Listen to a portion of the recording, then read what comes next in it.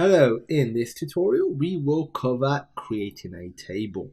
So if you're already familiar with something like PHPMyAdmin, you might be thinking you can just create a table by clicking this button. You get this little window that pops up, this page, and you can put the name of a field, the type, default values, that sort of stuff. And that's true. And honestly, I recommend using this generally. It's just an easier way, it's easy to edit. It's just, a better way of doing things, I personally think. But it's good to know how to do it via code as well, because trust me, the need will arise when you're creating dynamic applications and websites.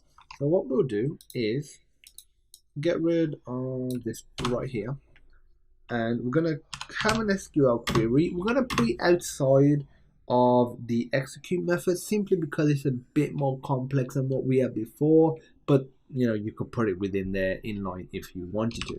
I'm going to put a triple quotation mark. This just allows us to do it on multiple lines.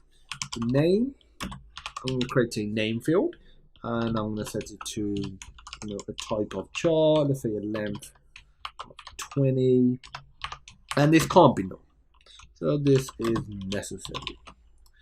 And just put a comma to separate the fields. Now we just put location, put char 100, and I'm going to put a gender, char 1. So again, gender can really only be male or female. We're just going to keep it simple for now, it's male or female. And age will be integer. We're not saying it can be 16 and a half, it's 16 or 17 in our case. And I feel like I'm missing this. Without this, we won't create table. I'm missing the actual command, and the table is going to be called test table, and put a quotation mark there. Now here we end it, so we're all good.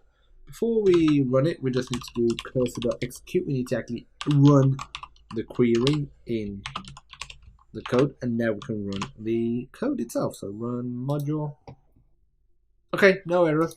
It's a good sign. If we go to here, if we go to users, as you can see, another table has appeared. You might be thinking, why has it appeared here and not there? That's nothing to do with us. That's just a PHPMyAdmin thing. If I reload, it appears there. So that's fine. Go to test table and go to structure.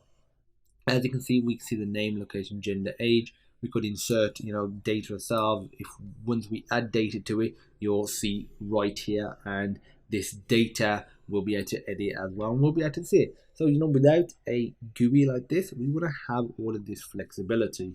So we're not using this to create the table. We're just simply using it to make sure it has been created, and just look at it in general. So it's more for debugging. So that's it for this video. Thanks for watching, and I look forward to seeing you in the next database tutorial.